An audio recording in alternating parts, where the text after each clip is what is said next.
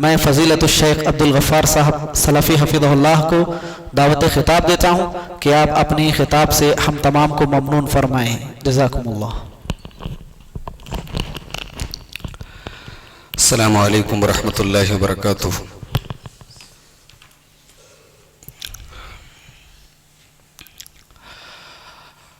अल्हम्दुलिल्लाह नहमदुहु व नस्तईनुहु व नस्तगफिरुहु व नऊज़ु बिल्लाहि मिन शुरूरि अनफुसिना व मिन सय्यिआति अअमालिना। मन यहदिहिल्लाहु फला मुदिल्ल लहु व मन युज़लिल फला हादिय लहु व अशहदु अन ला इलाहा इल्लल्लाहु वहदहु ला शरीका लहु व अशहदु अन्न मुहम्मदन अब्दुहु व रसूलुहु। या अय्युहल्लज़ीना आमनुत्तक़ुल्लाहा हक़्क़ तुक़ातिही व ला तमूतुन्न इल्ला व अंतुम मुस्लिमून। या अय्युहन्नासुत्तक़ू रब्बकुमुल्लज़ी ख़लक़कुम मिन नफ़्सिन वाहिदह व ख़लक़ मिन्हा ज़ौजहा व बस्स मिन्हुमा रिजालन कसीरन व निसाअ वत्तक़ुल्लाहल्लज़ी तसाअलून बिही वल अर्हाम इन्नल्लाहा काना अलैकुम रक़ीबा। या अय्युहल्लज़ीना आमनुत्तक़ुल्लाहा वक़ूलू क़ौलन सदीदा युस्लिह लकुम आमालकुम व यग़फ़िर लकुम ज़ुनूबकुम व मन युतिइल्लाहा व रसूलहु फ़क़द फ़ाज़ फ़ौज़न अज़ीमा। अम्मा बाद फ़इन्न ख़ैरल हदीस किताबुल्लाह व ख़ैरल हदी हदी मुहम्मदिन सल्लल्लाहु अलैहि वसल्लम व शर्रल उमूरि मुहदसातुहा व कुल्लु मुहदसतिन बिदअह व कुल्लु बिदअतिन ज़लालह व कुल्लु ज़लालतिन फिन्नार। अऊज़ु बिल्लाहि मिनश शैतानिर रजीम। बिस्मिल्लाहिर रहमानिर रहीम। अल्लाहुल्लज़ी ख़लक़कुम मिन ज़ुअफ़िन सुम्मा जअल मिन बादि ज़ुअफ़िन क़ुव्वतन सुम्मा जअल मिन बादि क़ुव्वतिन ज़ुअफ़न व शैबह यख़्लुक़ु मा यशाअु व हुवल अलीमुल क़दीर। मुहतरम उलमाए किराम, दीनी व मिल्ली भाइयों, मुहतरम बुजुर्गों, नौजवान साथियों, पर्दा नशीन माँ और बहनों, करनूल में रमज़ान के बाद पहली बार आने का मौका मिला। इस दरमियान कई बार इरादा बना, लेकिन अल्लाह ताला की तरफ से तौफीक न हो पाई। बहरहाल आज के दिन, जबकि 2018 शुरू हो चुका है, तकरीबन रमज़ान के बाद भी 6 महीने का अरसा गुजर चुका है, आपके बीच में आने का मौका मिला। कोशिश ये है कि कुरान और सुन्नत की रोशनी में कुछ अहम बातें आपके सामने बयान की जाएं, इस दुआ के साथ कि अल्लाह ताला हम सबको कहने और सुनने से ज्यादा अमल करने की तौफीक अता फरमाए। मैंने सूरत रूम की कुरान करीम के 22वें पारे की एक आयत करीम आपके सामने पढ़ी। सूरत रूम की आयत नंबर 22 अल्लाह ताला ने इस आयत करीमा में इंसानी जिंदगी के 3 अलग अलग स्टेजेस, 3 अलग अलग दौर का जिक्र किया है। इंसानी जिंदगी में तीन दौर आते हैं, तीन स्टेज आते हैं, उन तीन अदवार का जिक्र किया अल्लाह ताला ने। अल्लाहुल्लज़ी खलक़कुम मिन ज़ुफ़िन, अल्लाह तबारक व तआला ने तुम्हें कमजोर पैदा किया। ये बचपन की तरफ इशारा है। इंसान मां के पेट से जब निकलता है, बच्चे की हैसियत से दुनिया में आता है, कमजोर होता है, उसका जिस्म भी कमजोर होता है, उसका दिमाग भी कमजोर होता है। एक बच्चा जब आता है दुनिया में, उसके पास अपनी बात कहने का कोई मीडियम नहीं होता सिवाय रोने के। खाना चाहिए तो भी रोता है, पानी चाहिए तो भी रोता है, बुखार होता है तो भी रोता है, कमजोर होता है। ये इंसानी जिंदगी का पहला दौर है। अल्लाहुल्लज़ी खलक़कुम मिन ज़ुफ़िन, मेरे बंधु अल्लाह तबारक व तआला ने तुम्हें कमजोर पैदा किया। जब तुम्हारे बचपन का दौर था, तुम कमजोर थे, हर एतबार से तुम कमजोर थे। सुम्मा जअल मिन बादि ज़ुफ़िन क़ुव्वतन, फिर धीरे धीरे तुम्हारी कमजोरी का जमाना खत्म हुआ। तुम 15 साल के हो गए, 16 साल के हो गए, जवानी का दौर आ गया। पैदा हुए तो कमजोर थे, बचपन का पूरा जमाना कमजोरी का जमाना था। उसके बाद फिर धीरे धीरे अल्लाह ताला ने तुम्हारे अंदर ताकत पैदा की, हर एतबार से तुमको ताकतवर बनाया। जवान हो गए तुम, बदन के एतबार से भी ताकत वाले बन गए, ख्वाहिशों और शहवतों के एतबार से भी तुम्हारे अंदर ताकत आ गई। दिमाग और मेंटल हैसियत, दिमागी एतबार से भी तुम ताकतवर बन गए। सुम्मा जअल मिन बादि क़ुव्वतिन ज़ुफ़न व शैबा, फिर मेरे बंदो तुम्हारी जिंदगी में एक तीसरा दौर भी आया। बचपन का जमाना कमजोरी का था, उसके बाद जवानी का जमाना आया जो ताकत का था। सुम्मा जअल मिन बादि क़ुव्वतिन ज़ुफ़ा, फिर जब तुम 40 के पार होने लगे, तुम्हारे अंदर कमजोरी आने लगी, बाल पकने लगे, तुमने बालों को तो कलर से डाई करना शुरू कर दिया, मगर चेहरों की झुर्रियों को तुम छुपा नहीं पाए, कमजोरी आने लगी तुम्हारे अंदर। सुम्मा जअल मिन बादि क़ुव्वतिन ज़ुफ़न व शैबा, जवानी के बाद, ताकत के दौर के बाद फिर तुम्हारे अंदर कमजोरी का जमाना आया। और अब जो कमजोरी आई तो वो बचपन की कमजोरी से भी ज्यादा खतरनाक थी, इसलिए कि कमजोरी के साथ साथ बुढ़ापा भी आ गया। बचपन में आदमी कमजोर होता है, बच्चा कमजोर होता है तो एक उम्मीद रहती है। बच्चा घुटने के बल चलता है तो माँ बाप सोचते हैं कि अब थोड़े दिन के बाद ये पैर से चलेगा। जब चलने लगता है तो माँ बाप सोचते हैं अब दौड़ेगा। लेकिन बुढ़ापे में उल्टा होता है, बुढ़ापे में रिवर्स, ताकत कम हो रही है, कमजोर हो रहा है। अब उसको ये एहसास हो रहा है कल मैं दौड़ता था आज हाँफने लगा, कल मैं 50 किलो का वजन उठा लेता था आज 25 किलो को भी नहीं उठा पा रहा। एनर्जी कम हो जाती है, हड्डियां कमजोर हो जाती है, जिस्म कमजोर हो जाता है। ये अल्लाह ताला ने जिंदगी के 3 स्टेज बनाए। और आखिर में क्या फरमाया, यख़्लुक़ु मा यशा, मेरे बंदो ये अल्लाह ताला की तख्लीक है, अल्लाह ताला का क्रिएशन है। अल्लाह ताला जैसे चाहता है पैदा करता है, वो चाहता तो सिर्फ जवान बना देता, मगर नहीं, उसने पहले बचपन से शुरुआत की, फिर जवानी दी, फिर बुढ़ापा दिया। इसके पीछे भी उस रब्बुल आलमीन की बड़ी मसलहत और हिकमत है। इस आयत करीमा में जो चीज मैं हाईलाइट करना चाहता हूं, जिस चीज की तरफ मैं इंडिकेट करना चाहता हूं, वो ये है कि जवानी के दौर को अल्लाह ताला ने ताकत का दौर कहा है।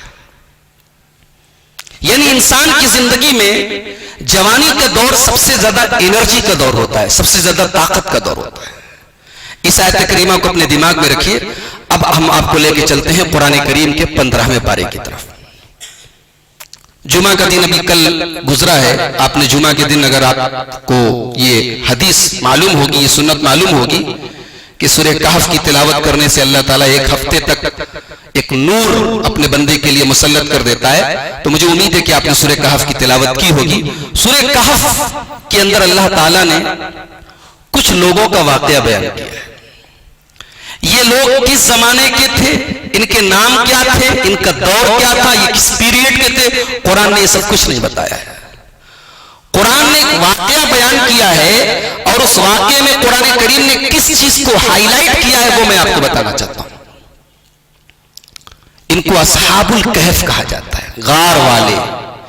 ये कुछ नौजवान लड़के थे जो एक जालिम बादशाह के जमाने में, जो काफिर था, मुशरिक था, ये चंद नौजवान बच्चे तौहीद की आवाज को लेकर उठे थे। पूरी कौम में इनका कोई सपोर्ट करने वाला नहीं था। ये चंद नौजवान बच्चे तौहीद की आवाज लेकर उठे और जब इन्हें यह महसूस हुआ कि हमारी कोई बात नहीं मानेगा, तो ये गार में, गुफा में जाके छिप गए। अब कुरान करीम का अंदाज देखिए, इन्नहुम फित्यतुन आमनू बिरब्बिहिम वज़िदनाहुम हुदा। ये चंद नौजवान बच्चे थे। कुरान ने फित्यतुन का लफ्ज इस्तेमाल किया, नाम नहीं बताया, जमाना नहीं बताया, लेकिन कुरान ने उनकी उम्र बता दी। वो हमारी और आपकी तरह नौजवान थे। इन्नहुम फित्यतुन आमनू बिरब्बिहिम वज़िदनाहुम हुदा। ये चंद नौजवान लड़के थे जो अपने रब के ऊपर ईमान लाए, और जब ये ईमान लाए तो अल्लाह ताला फरमाता है वज़िदनाहुम हुदा, हमने उनके ईमान में और इजाफा कर दिया, हमने उनको और ज्यादा हिदायत दी। एक नुक्ता ये मिला कि इंसान जब ईमान के रास्ते पर बढ़ेगा तब अल्लाह ताला सपोर्ट करेगा। इंसान बैठा रहेगा तब अल्लाह ताला सपोर्ट नहीं करेगा। ईमान की राह पर बढ़ो, अल्लाह ताला वादा कर रहा है कि हम मदद करेंगे। इसी बात को एक हदीस में अल्लाह के नबी फरमाते हैं कि अल्लाह ताला कहता है, बंदा मेरी तरफ चल के आता है, मैं दौड़ के आता हूं। बंदा मेरी तरफ एक बालिश आता है, एक बालिश, पता नहीं इसको आप लोग अपनी भाषा में क्या बोलते हैं, एक बालिश बंदा मेरी तरफ आता है। अल्लाह ताला कहता है बंदा मेरी तरफ एक बालिश आता है, मैं एक हाथ उसकी तरफ आता हूं। इंसान बढ़े तो वल्लज़ीना जाहदू फीना लनहदियन्नहुम सुबुलना। इंसान अल्लाह की राह में काम तो करे, अल्लाह जरूर सपोर्ट करेगा, अल्लाह मदद करेगा। कुरान कहता है ये चंद नौजवान थे, आमनू बिरब्बिहिम, जो अपने रब के ऊपर ईमान लाए, वज़िदनाहुम हुदा, अल्लाह ताला ने उनके ईमान में और ताकत पैदा कर दी और इजाफा कर दिया। इज़ क़ालू रब्बुना रब्बुस समावाति वल अर्ज़ि लन नदउवा मिन दूनिही इलाहन लक़द क़ुलना इज़न शतता। ये 20 साल के, 15 साल के नौजवान थे। अल्लाह ताला ने उनके अंदर इतनी हिम्मत पैदा कर दी, पूरी कौम के बीच में खड़े हो गए और ऐलान करने लगे, ओ लोगों, हम अपना रब उस अल्लाह को मानते हैं, हम अपना परवरदिगार उस अल्लाह को मानते हैं जो जमीन का रब है, जो आसमान का रब है। लन नदउवा मिन दूनिही इलाहा, हम उस अल्लाह के अलावा किसी और के आगे हाथ नहीं फैलाते। अगर हम ऐसा करेंगे तो हमसे बड़ा जालिम कोई नहीं होगा। उसके बाद अपनी कौम से दलील मांगते हैं, ऐ हमारी कौम के लोगों, लौला यातूना अलैहिम बिसुल्तानिन बय्यिन, तुम अल्लाह को छोड़ के गैरों के आगे हाथ फैलाते हो, गैरों के आगे सजदे करते हो, गैरों को मुश्किल कुशा मानते हो, कोई दलील क्यों नहीं ले आते? अपनी कौम से दलील मांग रहे हैं। अल्लाह ताला ने इन चंद नौजवानों के वाक़े पर पूरी सूरत का नाम सूरह कहफ रख दिया। मैं उस पूरे वाक़े की डिटेल आपके सामने बयान नहीं करना चाहता। उसमें मैं जो बात बताना चाहता हूं कि अल्लाह ताला ने इन्नहुम फित्यतुन, ये चंद नौजवान थे, इसको अल्लाह ताला ने खास तौर से हाईलाइट किया है। और आगे बढ़िए, कौन ऐसा मुसलमान है जो इब्राहिम अलैहिस्सलाम के नाम से नावाकिफ है, उनके नाम को नहीं जानता? इब्राहिम अलैहिस्सलाम अपनी पूरी कौम में अकेले अल्लाह की तौहीद के अलमबरदार है। हत्ता कि उनकी फैमिली, उनका बाप बहुत बड़ा मुशरिक है। इब्राहिम अलैहिस्सलाम का अपना बाप बुतों को बनाता है, बुतों का पुजारी है, बुतों का पुरोहित है। कुरान करीम ऐलान करता है, हजरत इब्राहिम अलैहिस्सलाम अपनी कौम को तौहीद की दावत देते हैं, उनकी कौम उनकी बात नहीं मानती है। इब्राहिम अलैहिस्सलाम कहते, मैं तुम्हारे पत्थर के बुतों की खबर लूंगा। फिर एक दिन वो आता है जब सारी कौम मेले में चली जाती है, त्योहार में चली जाती है। इब्राहिम अलैहिस्सलाम अपनी कौम के बुत खाने में, अपनी कौम के इबादत खाने में दाखिल होते हैं, और कुरान की वर्डिंग है, कुरान के अल्फाज है, फजालहू लहुम जुज़ाज़ा, इब्राहीम अलैहिस्सलाम अपनी हथौड़ी के जरिए, अपनी कुल्हाड़ी के जरिए उन तमाम बुतों को तोड़ देते हैं, खत्म कर देते हैं, चूरा चूरा कर देते हैं, रेजा रेजा कर देते हैं। इल्ला कबीरन लहुम, बड़े वाले बुत को छोड़कर, लअल्लहुम इलैहि यरजिऊन, ताकि उसी बुत के जरिए उन्हें तौहीद की दावत दे सके। अब कौम के लोग मेले में से आए और अपने माबूदों का ये हाल देखा। क़ालू मन फ़अल हाज़ा बिआलिहतिना इन्नहु लमिनज़्ज़ालिमीन, अपने माबूदों का ये हाल देख के पागल हो गए। कहने लगे कौन बदबख्त है जिसने हमारे माबूदों के साथ इतना बुरा सलूक किया है। समीना फता, एक आदमी खड़ा होता है, कहता है हमने एक नौजवान को सुना है, हमने एक नौजवान को सुना है जो इन बुतों की बुराई बयान करता है। लहू इब्राहीम, उसका नाम इब्राहीम है। क्या पता चला कि इब्राहीम अलैहिस्सलातु वस्सलाम ने जब यह कारनामा अंजाम दिया तो वो नौजवान थे। पता ये चला कि हर जमाने में तौहीद के झंडे को उठाने वाले, तौहीद की आवाज को बुलंद करने वाले, तौहीद की लाज रखने वाले नौजवान हुआ करते थे। अल्लाह के नबी की सीरत आप उठा के देखें। नबी अकरम सल्लल्लाहु अलैहि वसल्लम के ऊपर ईमान लाने वालों में सबसे पहले हजरत अबू बकर सिद्दीक है, जिनकी उम्र 37 साल थी। हजरत अली रजी अल्लाह तआला अन्हु की उम्र तो इस्लाम कबूल करने के टाइम तारीख की रिवायतों के मुताबिक 13 या 14 साल की थी। ज़ैद इब्न हारिसा 20 साल के नौजवान थे। उस्मान गनी की उम्र तकरीबन 30 साल थी। नबी अकरम के ऊपर सबसे पहले ईमान लाने वाले, आपका सपोर्ट करने वाले, ये जो एक टीम थी, ये नौजवानों की टीम थी। इस्लाम के दरख्त को सबसे पहले सींचने वाले मेरे भाइयों नौजवान थे। दुनिया की कोई तहरीक, दुनिया का कोई मिशन नौजवानों की मदद के बगैर, नौजवानों की हरकत के बगैर, नौजवानों के सपोर्ट के बगैर कोई मिशन कामयाब नहीं हुआ है। और यही चीज आज हमारा दुश्मन जानता है। उसे पता है कि मुसलमान को बर्बाद करना है, इसका जो असल सरमाया है, इसका जो कैपिटल है, इसकी जो उम्मीद है, इसका जो फ्यूचर है, ये नौजवान है। इनको खराब कर दो, इनको शराब की लत लगा दो, इनको नशे की लत लगा दो, इनको लड़की की लत लगा दो, इनको इंटरनेट की लत लगा दो। अभी मस्जिद अक्सा का मैटर चल रहा है ना, हम लोग दुआएं करते हैं अल्लाह मस्जिद अक्सा को हमारे हाथों में वापस दे दे। आज से 700 साल पहले सलाहुद्दीन अय्यूबी एक मर्द मुजाहिद पैदा हुआ था, जिसने मस्जिद अक्सा को ईसाइयों के चंगुल से आजाद किया था। यह वो जमाना था जब ईसाइयों ने अपनी लड़कियों को इस्तेमाल किया था मुसलमानों को खराब करने के लिए। आज वो जमाना था, वो डायरेक्ट लड़कियों और औरतों को इस्तेमाल करते थे। आज उन्होंने पोर्नोग्राफी का सहारा लिया, ब्लू फिल्मों का सहारा लिया, इंटरनेट का सहारा लिया, तरीका बदल दिया, टेक्नोलॉजी यूज कर दी। आज नौजवान उसी में मस्त बना हुआ है, इसके शब रोज उसी में गुजर रहे, कोई काम नहीं है इसके पास। दुनिया की बड़ी बड़ी तरक्की याफ्ता कौमों के पास टाइम नहीं है।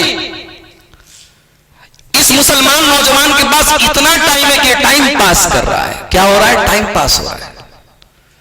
इस नस्ल को बर्बाद किया जा रहा है मेरे भाइयों, और उसको पता है, इस्लाम के दुश्मनों को पता है कि ये खराब हो गए तो फिर इस्लाम को हमें नुकसान पहुंचाने की जरूरत नहीं। इस्लाम को ऐसे ही जवाल पजीर हो जाएगा, मुसलमान तो ऐसे ही बर्बाद हो जाएंगे। इनको हम बर्बाद कर दें, मुसलमान बर्बाद हो जाएंगे। सबसे बड़ा जो टारगेट है उनका, वो इस नौजवानों के अकीदे को बिगाड़ना है, उनको मुल्हिद बना देना है, उन्हें अल्लाह से दूर कर देना है, उन्हें दीन से दूर कर देना है। आज यूनिवर्सिटी में, कॉलेज में पढ़ने वाले नौजवान, हमारे मुसलमान बच्चे, उनको अल्लाह के बारे में कुछ नहीं मालूम, उनको ईमान के बारे में कुछ नहीं मालूम। कितने मुसलमान बच्चे हैं, मुसलमान भी अपने आप को कहते हैं, मुशरिकों के त्योहारों में भी शरीक हो रहे हैं, मुशरिकों की तरफ से उनको प्रसाद मिलते वो खा रहे हैं, उनको न तौहीद का मतलब पता है न शिर्क का मतलब पता है। उनके सामने अगर कोई तौहीद बयान करता है तो तुम बहुत कट्टर हो यार, तुम तो बहुत कट्टर वाली बात करते हो। इस्लाम तौहीद के मामले में कट्टर है, इस्लाम अकीदे के मामले में स्ट्रिक्ट है। इस्लाम कोई कॉम्प्रोमाइज करने की इजाजत नहीं देता है अकीदे और ईमान के मामले में। हमारी सबसे बड़ी पूंजी हमारी तौहीद है। कितने नौजवान आपको मिल जाएंगे तावीज बांधते हैं, गले में डोरे लगाते हैं, अपने फ्यूचर को जानने के लिए पामिस्ट के पास जाते हैं, अपनी हथेली की लकीरें दिखाते हैं, देखो मैं एग्जाम में पास होऊंगा कि नहीं, देखो मेरी शादी कब होगी, देखो मेरे बच्चे कितने होंगे। ये ईमान है, एक मुसलमान का ईमान है। अल्लाह के प्यारे नबी इरशाद फरमाते हैं, मन आता अर्राफन, जो किसी ज्योतिषी के पास जाता है, किसी पामिस्ट के पास जाता है, किसी भविष्य बताने वाले, मुस्तकबिल बताने वाले, फ्यूचर बताने वाले के पास जाता है, फकद कफर बिमा उनजिला अला मुहम्मद, तो अल्लाह के रसूल के ऊपर जो शरीयत नाजिल हुई उस शरीयत का इनकार करता है, काफिर हो जाता है। मुस्नद अहमद की रिवायत है, अल्लाह के नबी फरमाते हैं, मन अकद उक़दतन, जो कोई गिरे लगाता है, सुम्मा नफस फी, उस गिरे में फूंकता है, फकत सहारा, वो जादू करता है, वमन सारा, जो जादू करता है, फकत अशरका, वो शिर्क करता है, वमन तवक्कल वमन तअल्लक शैअन, और जो कोई तावीज पहनता है, गंडा पहनता है, फकत वुक्किल इलैहि, अल्लाह ताला उसको गंडे के हवाले कर देता है, तावीज के हवाले कर देता है, धागे के हवाले कर देता है। एक मुसलमान का अकीदा इतना कमजोर, वो लाल काले पीले धागों को अपनी तकदीर का मालिक समझे। लेकिन आज कितने नौजवान आपको इस लानत में गिरफ्तार मिलेंगे मेरे भाई। ये पहला टारगेट है, इनका अकीदा खराब कर दो। इसलिए हमारे नबी ने बचपन से अपने बच्चों को के अकीदे को मजबूत करने की तालीम दी। अब्दुल्लाह इब्ने अब्बास को देखो, 12 साल की उम्र है, 11 साल की उम्र है, अल्लाह के नबी के साथ सवारी के ऊपर सवार है। नबी अकरम सल्लल्लाहु अलैहि वसल्लम फरमाते हैं, ऐ मेरे बच्चे, इन्नी उअल्लिमुका कलिमात, मैं तुझे कुछ कीमती बातें बता रहा हूं, गौर से सुनना। इहफज़िल्लाह, हमेशा तू अल्लाह को याद रखना, अल्लाह तुझे याद रखेगा। हमेशा तू अल्लाह के कानून की, अल्लाह की शरीयत की हिफाजत करना, ख्याल करना, अल्लाह तेरा ख्याल करेगा। वइज़ा सअलता फस्अलिल्लाह, और ऐ मेरे बच्चे, तुझे जब भी कुछ मांगना हो तो अल्लाह से मांगना। वइज़ा इस्तअनता, और जब भी तू मदद तलब करना, जब भी तू हाथ फैलाना, जब भी तू फरियाद करना, तो अल्लाह के सामने फरियाद करना। 11 साल के बच्चे को अल्लाह के नबी तौहीद सिखा रहे। उसके बाद नबी अकरम फरमाते हैं, ऐ बच्चे, सारी दुनिया मिलकर तुझे कोई फायदा पहुंचाना चाहे, ला यनफउका इल्ला बिशैइन कद कतबहु अल्लाहु लक, उतना ही फायदा तुझे पहुंचेगा जितना अल्लाह ने तेरे मुकद्दर में लिखा है। सारी कायनात मिलकर के तेरा कुछ बिगाड़ना चाहे, नहीं बिगाड़ सकती, उतना ही बिगड़ेगा जितना तेरे मुकद्दर में लिखा है। रुफियतिल अक़लाम, तकदीर का कलम उठा लिया गया है। वजफ़तिस सुहफ़, तकदीर जिस कागज पे लिखी गई है वो कागज सूख चुका है, तकदीर कंप्लीट हो चुकी है, फाइनल हो चुकी है, तकदीर के हिसाब से ही तेरे साथ होने वाला है। अल्लाह के प्यारे नबी 11-12 साल के बच्चे को ईमान सिखा रहे हैं। हमारे 11 साल 12 साल के बच्चों को ईमान पता है क्या?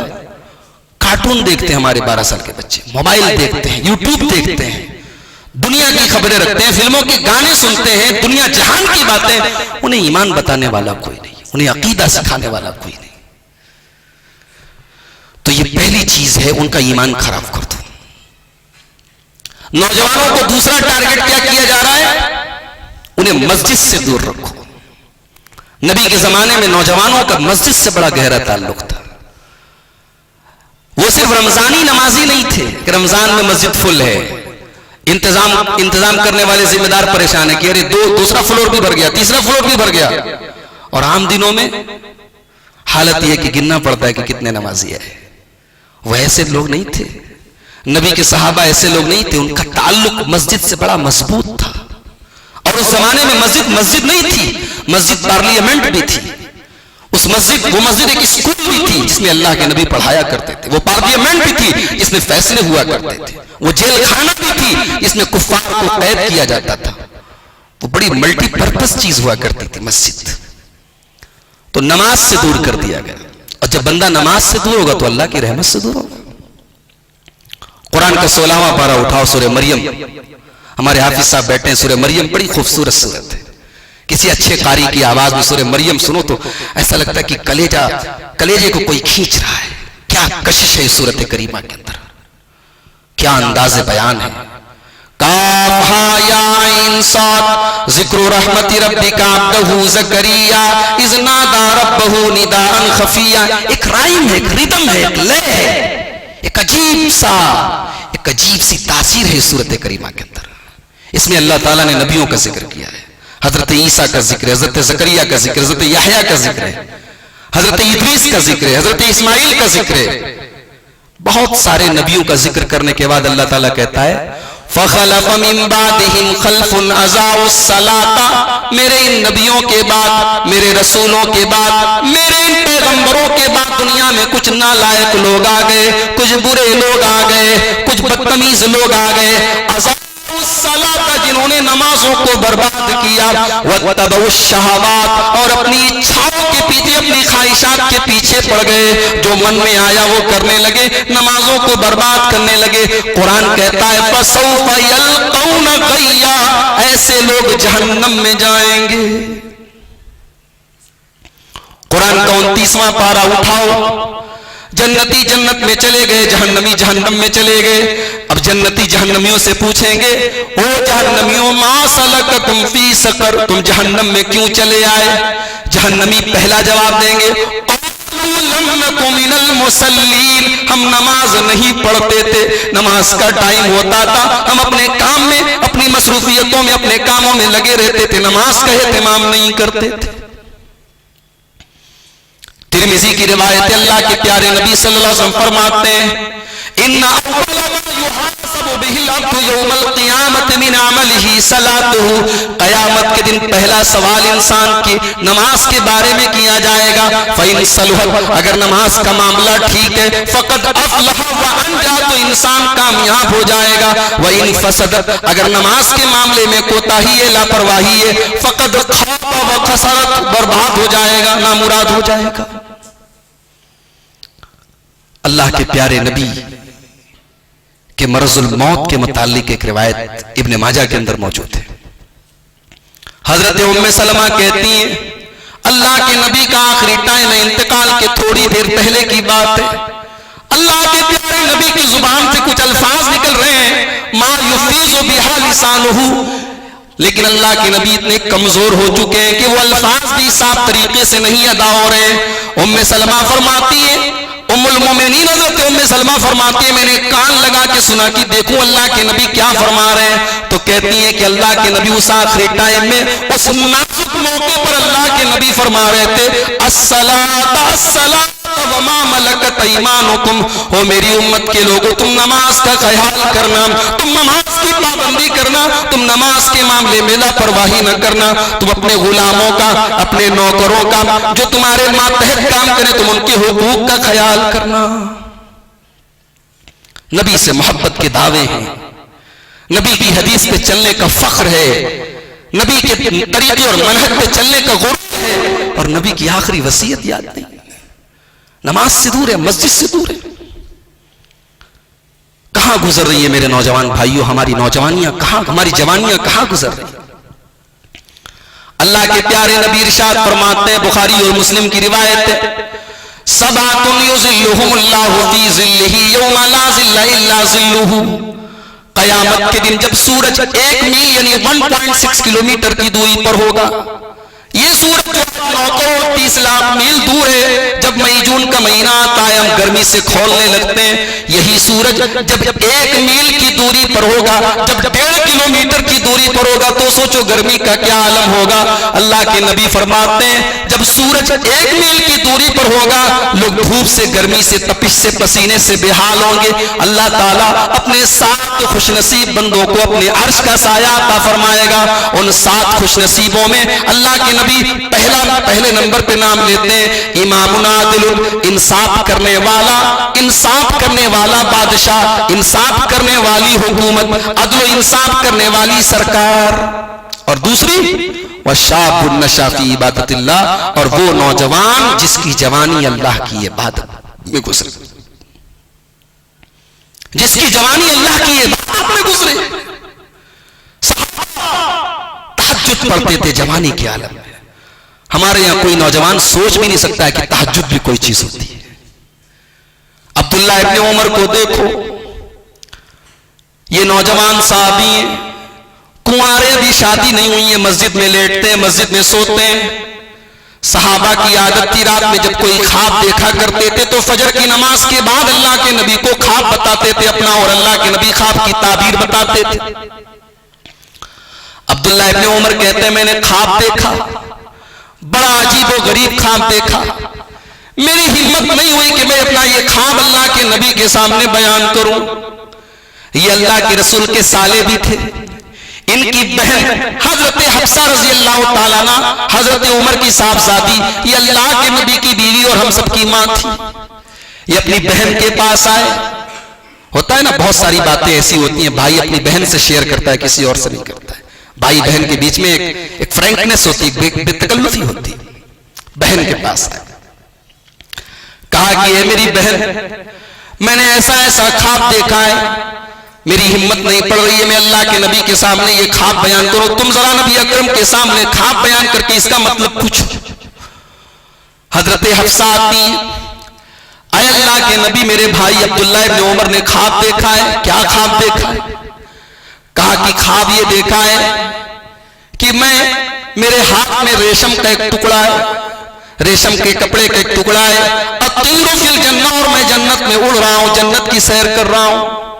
और दूसरा ख्वाब ये देखा है कि मैं लेटा हुआ हूं, 2 लोग मुझे आते हैं और मुझे लेके कुएं के पास जाते हैं। जब कुएं में मैं झांकता हूं तो नीचे जहन्नम की आग भड़क रही है, जहन्नम की आग सुलग रही है। मैं झांकता हूं तो डर जाता हूं। वो दोनों मुझसे कहते हैं कि तुम डरो नहीं, तुम इसके अंदर नहीं जाओगे। अय अल्लाह के नबी मेरे भाई ने ये ख्वाब देखा है, वो परेशान है, इस ख्वाब की ताबीर क्या है, मतलब क्या है? अल्लाह के नबी फरमाते हैं कि ऐ हफ्सा, इस ख्वाब के पीछे कोई बहुत परेशान होने की जरूरत नहीं है। ऐ हफ्सा, नेमर रजुल अब्दुल्लाह, ऐ हफ्सा मेरी बीवी, तुम्हारे भाई ने जो ख्वाब देखा है तुम्हें परेशान होने की जरूरत नहीं है। नेमर रजुल अब्दुल्लाह, तुम्हारा भाई अब्दुल्ला बहुत अच्छा इंसान है, बहुत नेक आदमी है। लौ कान युसल्ली मिनल लैल, बस एक चीज की कमी है। अब्दुल्ला इब्ने उमर नौजवान है, रात में सोते हैं तो सीधे फजर में उठते हैं, वो तहज्जुद नहीं पढ़ते, वो क़ियामुल लैल नहीं करते। जाओ अपने भाई से कहो कि रात में क़ियामुल लैल भी किया करें, रात में तहज्जुद की नमाज भी पढ़ा करें। हजरत हफ्सा आती हैं और अपने भाई को अल्लाह के नबी का ये पैगाम सुना देती हैं कि अल्लाह के नबी ने फरमाया है कि तुम रात में तहज्जुद पढ़ा करो। बुखारी के अल्फाज हैं, सही बुखारी के अल्फाज हैं। उस दिन के बाद से अब्दुल्ला इब्ने उमर कभी रात भर सोए नहीं, रात भर वो क़ियामुल लैल किया करते थे, तहज्जुद पढ़ा करते थे। ये थे सहाबा, हदीस रसूल सुनी और अमल करते थे। वो हमारी तरह लंबी चौड़ी तकरीरों के आदि नहीं थे कि साहब सुनना है और फिर उड़ा देना है, वो अमल थोड़ी करना है। एक हदीस मिली उस पर अमल करते थे। तो ये दूसरा बहुत बड़ा टारगेट है हमारे नौजवानों के ऊपर इस्लाम के दुश्मनों का। इन्हें मस्जिद से दूर रखो, इन्हें नमाज से दूर रखो। तीसरी चीज, तीसरा बिगाड़ जो हमारे नौजवानों के अंदर मौजूद है, साहब दीनदार तो हैं, नमाजी हैं, माशाल्लाह चेहरे पर दाढ़ी भी है, अखलाक अच्छा नहीं है। देखो दीनदारी अलग चीज है, अखलाक अलग चीज है। दाढ़ी से हमारी दीनदारी झलकती है। हम नमाजी हैं, इससे यह पता चलता है कि हम दीनदार हैं, मगर हमारी दाढ़ी इस बात की गारंटी नहीं है कि हमारा अखलाक भी अच्छा है। हम नमाजी हैं ये इस बात की गारंटी नहीं है कि हमारा अखलाक भी अच्छा है। कितनी शादियां ऐसी होती हैं कि लड़की वाले ये देखते हैं कि लड़का बहुत दीनदार है, माशाल्लाह दाढ़ी भी है चेहरे पे, 5 टाइम का नमाजी है, शादी कर देते हैं। अब शादी के बाद साफ पता चलता है कि वो तो बहुत अखलाक बहुत खराब है उसका। तो जाहिरी दीनदारी, दाढ़ी की अहमियत अपनी जगह है, नमाज की अहमियत अपनी जगह है, लेकिन दाढ़ी और नमाज ये हमारी दीनदारी को रिप्रेजेंट करती है, हमारे अखलाक को रिप्रेजेंट नहीं करती है। अखलाक एक ऐसी चीज है जिसका ताल्लुक हमारे बिहेवियर से है, हमारे सुलूक से है, हमारे मामलात से है, हमारे लेन देन से है, हमारी बोलचाल से है। इसीलिए अल्लाह के नबी जब भी दीन का जिक्र करते हैं तो अखलाक का भी जरूर जिक्र करते हैं। अल्लाह के नबी फरमाते हैं इज़ा खतब इलैकुम मिम्मन तरज़ौना दीनहु व खुल्क़हु फज़व्विजूहु, जब दीनदार लड़का मिल जाए और बेहतरीन अखलाक वाला लड़का मिल जाए तो फौरन शादी कर दो। आपने सिर्फ दीनदार नहीं कहा, दीन के साथ साथ अखलाक का भी नाम लिया। ओ लोगों, दीनदारी के मामले में, नमाज के मामले में, दाढ़ी के मामले में 100 नंबर है हमारे पास, लेकिन अखलाक के मामले में 0 नंबर है। ये नहीं चलेगा, ये नहीं चलेगा।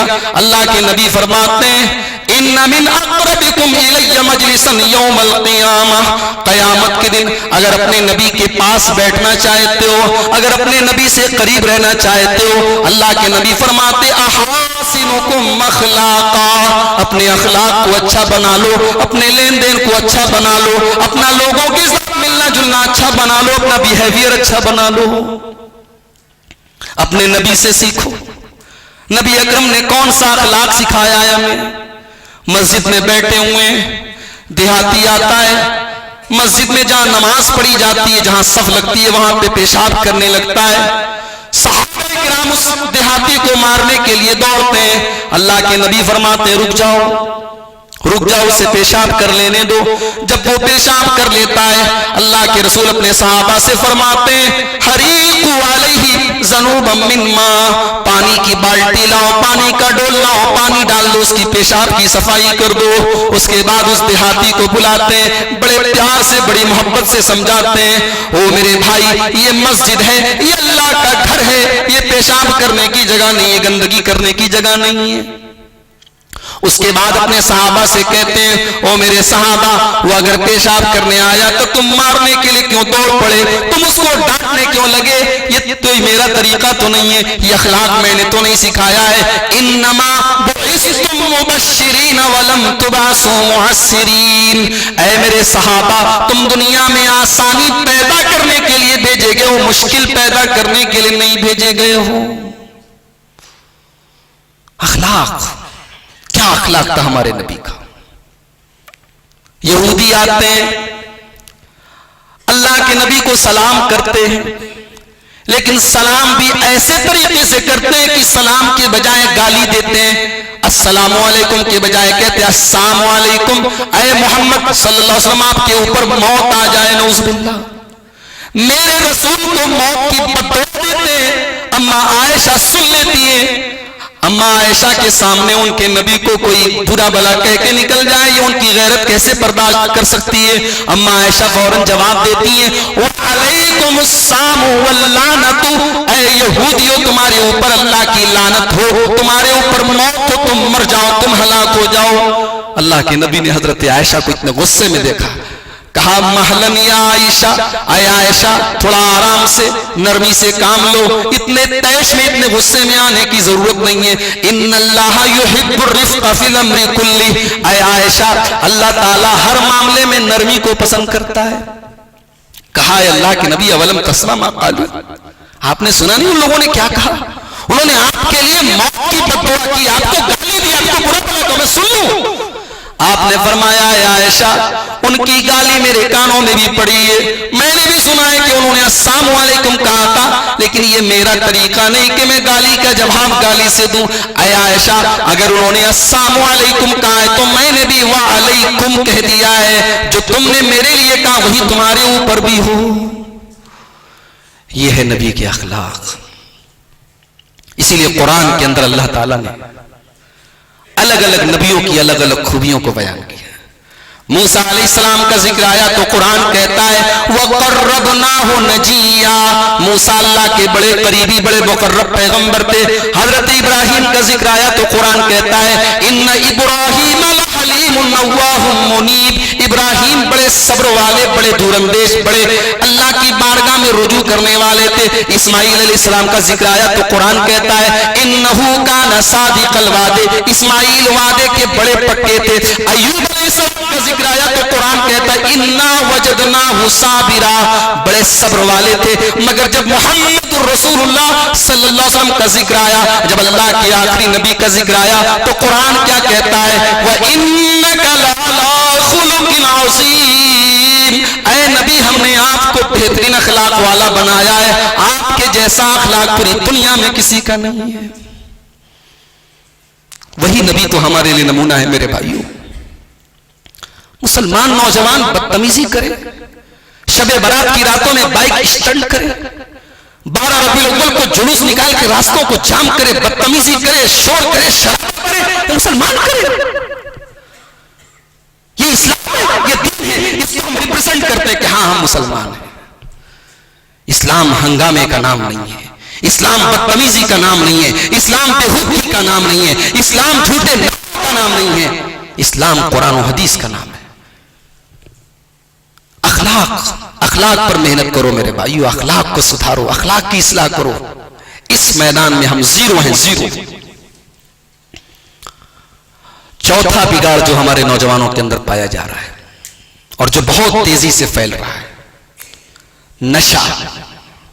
चाहे वो शराब की शक्ल में हो, चाहे वो ड्रग्स की शक्ल में हो, चाहे वो स्मोकिंग की शक्ल में हो, ये तमाम की तमाम चीजें नशा है। और नशा नहीं है तो कम से कम अपनी जान को हलाकत में डालना है।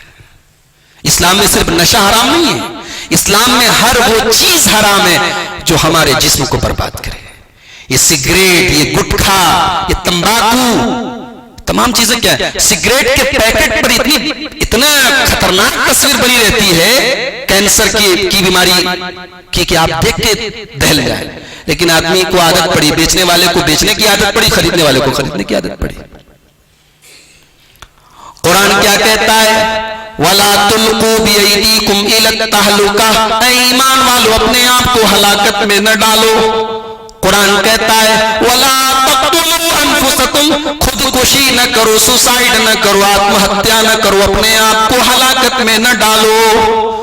सूरह माइदा की आयत नंबर 90 और 91 में अल्लाह फरमाता है या अय्युहल्लज़ीना आमनू इन्नमल खम्रु वल मैसिरु वल अंसाबु वल अज़लामु रिज्सुम मिन अमलिश शैतान, ऐ ईमान वालों शराब, जुआ और फ्यूचर बताने वाले जो तीर होते हैं और वो तमाम चीजें जहां गैरुल्लाह के नाम पे जानवर ज़बह किया जाता है, ये सब की सब चीजें गंदी हैं, शैतान का काम है, इनसे बचो तभी तुम कामयाब होगे। इन्नमा युरीदु शैतानु अन युक़िया बैनकुमुल अदावत वल बग़ज़ा, ऐ ईमान वालों शैतान यही तो चाहता है, वो शराब के जरिए, जुए के जरिए तुम्हें लड़ा दे, तुम्हारे बीच में दुश्मनी कर दे। व यसुद्दकुम अन ज़िक्रिल्लाहि व अनिस सलाह, नशे के जरिए, शराब के जरिए नमाज से दूर कर दे, अल्लाह के जिक्र से दूर कर दे। फहल अंतुम मुंतहून, ऐ ईमान वालों क्या अब भी तुम शराब पियोगे, क्या अब भी तुम नशा करोगे। सहाबा कहते जब ये आयत नाजिल हुई, और एक बात बताऊं आपको, शराब एक ऐसी इकलौती चीज है जो बिल्कुल अचानक से हराम नहीं की। शराब 3 स्टेप में हराम है, पता है आपको? शराब इकट्ठे हराम नहीं, शराब 3 स्टेप में हराम है। इसलिए कि शराब के बहुत ज्यादा आदी थे अरब के लोग, उनके यहाँ घरों में पानी के बर्तन की तरह शराब के बर्तन रखे रहते थे। शराब के बारे में सबसे पहली आयत उतरी सूरह बकरा की 2 पारे की, यसअलूनका अनिल खम्रि वल मैसिर कुल फीहिमा इस्मुन कबीर, ऐ नबी लोग आपसे शराब के बारे में सवाल करते हैं, आप बता दो कि उसके अंदर थोड़ा बहुत फायदा है, थोड़ा बहुत फायदा है। इसलिए कि शराब पीने वालों से आप पूछेंगे तो बोलते हैं वो कि शराब पीने से थोड़ी एनर्जी आ जाती है। उस एतबार से देखो तो फायदा है, लेकिन नुकसान बहुत खतरनाक है। वह इस्मुहुमा, नुकसान बहुत बड़ा है। ये पहला स्टेप था, बता दिया गया कि देखो शराब अच्छी चीज नहीं है, थोड़ा बहुत तुमको फायदा हो रहा है, लेकिन फायदा के मुकाबले में नुकसान बहुत बड़ा है। फिर दूसरा स्टेप वो ला तक़रबुस सलात व अंतुम, सूरह निसा की आयत है ना, सूरह निसा की आयत थी ये दूसरा स्टेप था कि नमाज में कम से कम शराब मत पियो। इसलिए कि बाद सहाबा ने नशे की हालत में नमाज पढ़ाई तो कुलिया अय्युहल काफिरून ला आबुदु मा ताबुदून के बजाय आबुदु मा ताबुदून उनकी जुबान से निकल गया। नशे के आलम में कुछ भी निकल सकता है। ला आबुदु के बजाय आबुदु मा ताबुदून निकल गया। मैं उसकी इबादत करता हूं जिसकी तुम लोग करते हो। उल्टी बात निकल गई। नशे के आलम में गलत जुमला निकल गया तो अल्लाह ताला ने दूसरा स्टेप नाजिल किया शराब के बारे में कि ला तक़रबुस सलात व अंतुम सुकारा, नशे की हालत में नमाज के करीब मत जाओ।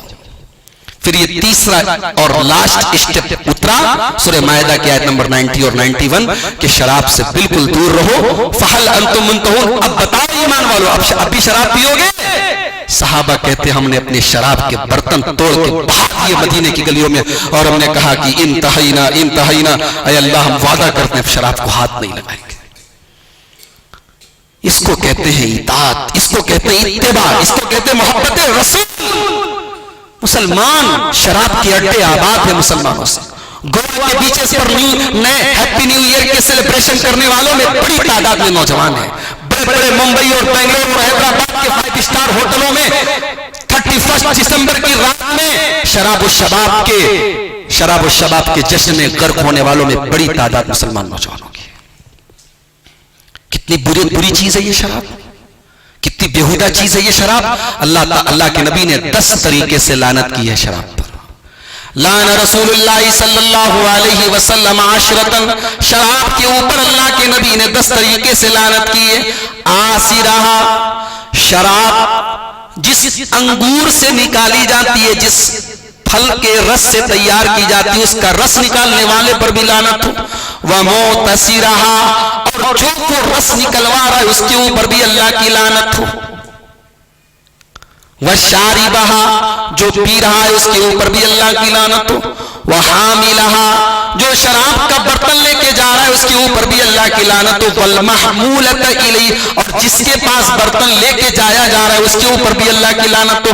वह साक़ियहा, शराब पिलाने वाले पर भी अल्लाह की लानत। वह बाइयहा, शराब बेचने वाले पर भी अल्लाह की लानत। वह आकिला समनिया, शराब की कीमत खाने वाले पर भी अल्लाह की लानत। वल मुश्तरी लहा, शराब खरीदने वाले पर भी अल्लाह की लानत। वल मुश्तरात लहा, और जिसके लिए शराब खरीदी जाए उसके ऊपर भी अल्लाह की लानत। 2 दिन पहले मेरा प्रोग्राम था विशाखापट्टनम में। एक साहब मुझे लेकर गए एक होटल में, बहुत बेहतरीन होटल था, वहां नाश्ता वगैरह हमने किया। उसके बाद उसके बाजू में एक और होटल था, वो भी बहुत बड़ा होटल था। तो बोले आइए मौलाना ये होटल दिखा देते हैं, दोपहर में आप खाना खा लीजिएगा। बफे सिस्टम था वहां, बफे सिस्टम था, यानी आप जितना खाना आपकी मर्जी है खाइए। जो एक बिल बनेगा वो परफेक्ट बिल बनेगा, आप जितना चाहे खा सकते हैं। वहां शराब भी थी। बोले यहां शराब जिसको पीना रहता है पीता है, ये अलग डिपार्टमेंट है। मैंने कहा कि मैं यहां 1 मिनट के लिए नहीं रुक सकता। एक मुसलमान की गैरत ये गवारा कर ही नहीं सकती कि जहां शराब परोसी जाए वहां वो खाना खाए। इसीलिए हमने बहुत सारे लोगों को देखा है कि वो नेपाल जाने से कतराते हैं, इसलिए कि नेपाल में काठमांडू वगैरह में लोग बताते हैं कि जितने भी रेस्टोरेंट हैं, जितने भी होटल्स हैं, ज्यादातर होटलों और रेस्टोरेंट में शराब मौजूद है। एक मुसलमान, आज कितने हमारे नौजवान साथी हैं जो शराब के आदी हो चुके हैं। ये आदि नहीं है तो कम से कम पार्टी के मौके पर, सेलिब्रेशन के मौके पर, दोस्त का बर्थडे है उस मौके पर, नए साल की पार्टी है उस मौके पर, यानी दुनिया भर की वाहियात चीजों के नाम पे वो एक स्टेटस बना लिया है शराब को। जबकि अल्लाह के नबी ने 10 तरीके से शराब के ऊपर लानत की। शराब के ऊपर एक वाकया याद आया। इमाम मुंज़िरी रहमतुल्लाह अलैह अपनी हदीस की किताब तरगीब व तरहीब में यह वाकया नकल करते हैं। एक बहुत बड़े ताबी गुजरे हैं, अव्वाम बिन हौशब। अव्वाम बिन हौशब कहते हैं कि मेरा इलाका एक गांव से हुआ, एक बस्ती से हुआ। उस बस्ती में मैंने देखा कि कब्रिस्तान है और कब्रिस्तान के ठीक सामने एक मकान है। उस मकान में गुड़िया बैठी हुई है और वो चरखे पर सूत काट रही है, चरखा चला रही है। और उसके मकान के ठीक सामने कब्रिस्तान है। असर का टाइम था। हजरत अव्वाम इब्न हौशब कहते हैं कि उस कब्र में से एक आदमी निकला जिसका ऊपर का धड़ गधे की तरह था, नीचे का इंसान की तरह था। वो उस कब्र में से निकला है और 3 बार गधे के जैसी आवाज निकाली है, गधे के जैसी 3 बार आवाज निकाली, गधे की तरह चिल्लाया और उसके बाद फिर कब्र के अंदर चला गया, कब्र बराबर हो गई। हजरत अव्वाम इब्न हौशब ये मंजर देख के दंग रह गए। ये ताबई के जमाने का वाकया है। अव्वाम इब्न हौशब का इंतकाल तकरीबन 150 हिजरी में हुआ है। कहते हैं मैं ये मंजर देख के हैरान रह गया। मैंने गांव के लोगों से पूछा कि क्या मामला है। कहा कि ऐ अव्वाम इब्न हौशब, जिस आदमी की कब्र तुमने अभी देखी है, इस आदमी जो मकान सामने मौजूद है उसकी मां का मकान है, उसी का मकान है। जो औरत चरखा चला रही है वो उसकी मां है। यह आदमी रोजाना शराब पी के आया करता था नशे के आलम में। इसकी मां उसे समझाया करती थी और कहा करती थी कि तू कब तक शराब पिएगा, तू कब शराब से तौबा करेगा, तू कब सुधरेगा। और एक दिन इसने बड़े गुस्से में अपनी मां से कहा था, इन्नमा अंति तन्हकीन कमा तन्हकुल हिमार, ऐ मेरी मां तू गधे की तरह चिल्लाना बंद कर दे, तू मुझे गधे की तरह चिल्ला चिल्ला के रोकना बंद कर दे। मेरी मर्जी है, मेरी जिंदगी में जब तक चाहूं शराब पीऊंगा। कहा कि उसके बाद उस लड़के का इंतकाल हुआ है और वो डेट और आज की डेट तक अल्लाह ताला ने कब्र का ऐसा अजाब उसके ऊपर लिख दिया है कि रोजाना इस तरीके से वो असर की नमाज के बाद अपनी कब्र में से निकलता है और गधे की तरह 3 बार आवाज देने के बाद दोबारा कब्र में चला जाता है। ये सही सनद के साथ इमाम मुंजरी ने यह वाकया नकल किया। मेरे भाइयों, ये वाकया कई इबरत के पहलू अपने अंदर रखता है, जिसमें एक बहुत बड़ी चीज ये है कि हमारे नौजवान नशे जैसी लानत से अपने आप को दूर रखें। दुनिया भी इससे तबाह होगी, आखिरत भी तबाह होगी। नंबर 5, नौजवानों के अंदर बिगाड़ पैदा करने वाली 5वीं चीज है बदकारी और ज़िनाकारी, जिसको रोकने के लिए इस्लाम ने जितने भी ज़िनाकारी और बदकारी के चोर दरवाजे हैं सबको बंद किया है। वला तक़रबुल फ़वाहिश मा ज़हर मिन्हा व मा बतन, ऐ ईमान वालों तुम खुली हुई बेहयाई के करीब भी न जाना और छिपी हुई बेहयाई के करीब भी न जाना। वला तक़रबुज़ ज़िना, ऐ ईमान वालों तुम ज़िना के करीब न जाना। इन्नहु काना फ़ाहिशतन, ये बड़ा बुरा रास्ता है, बड़ी गंदी चीज है। इसी ज़िना को रोकने के लिए इस्लाम ने मर्दों को भी तालीम दी। कुल लिल मोमिनीना यग़ुज़्ज़ू मिन अबसारिहिम, ऐ नबी आप मोमिन मर्दों से कह दीजिए वो अपनी निगाहों का गलत इस्तेमाल न करें, निगाहों को नीची रखें। व यहफ़ज़ू फ़ुरूजहुम, और अपनी शर्मगाहों की हिफाजत करें। फिर औरतों से कहा गया वकुल लिल मोमिनाति यग़ुज़्ज़न मिन अबसारिहिन्ना, ऐ ईमान वाली औरतों तुम अपनी निगाहों को नीची रखो, तुम भी अपनी निगाहों का गलत इस्तेमाल न करो। देखिए, सोचा जाए, गौर किया जाए तो औरत कहां इस्तेमाल करती है निगाहों का गलत? आमतौर से ये माना जाता है औरत तो शर्मीली होती है, औरत कहां गलत इस्तेमाल करती है निगाहों का? मगर कुरान हकीम ने औरत को भी मना किया है।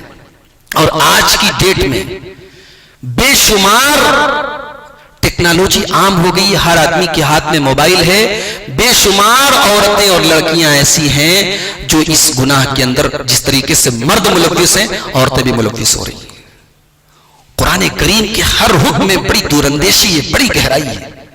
औरत से कहा जा रहा है कि अपनी निगाहों को तू पस्त रख, अपनी निगाहों की हिफाजत कर। और जब तक मर्द हो या औरत हो, जब तक निगाह नहीं करेगा अगला मकसद पूरा नहीं हो सकता। शर्मगाह की हिफाजत पूरी हो ही नहीं सकती जब इंसान की निगाह पर कोई कंट्रोल नहीं रहेगा, निगाह बेहया रहेगी, निगाहों के अंदर शर्म नहीं रहेगी, इंसान की शर्मगाह महफूज नहीं रहेगी। उसके बाद औरतों से कहा गया वला युब्दीना ज़ीनतहुन्ना, और ऐ ईमान वाली औरतों तुम अपनी जीनत को जाहिर न करो। बड़ा अच्छा तरीका निकाला हमारी औरतों ने, नकाब पहन लिया। हैदराबाद में चले जाओ, नकाब पहन लिया। मैं तो सऊदी अरब तक मैंने देखा कि नकाब ऐसा ऐसा चल रहा है कि नकाब खुद एक जीनत बन गया है। नकाब का मकसद ये था कि औरत की जीनत छुप जाए। अब जब नकाब खुद एक जीनत बन गया तो एक और नकाब चाहिए जो इस नकाब को पर्दे में डाले। इसलिए कि नकाब का मकसद क्या है?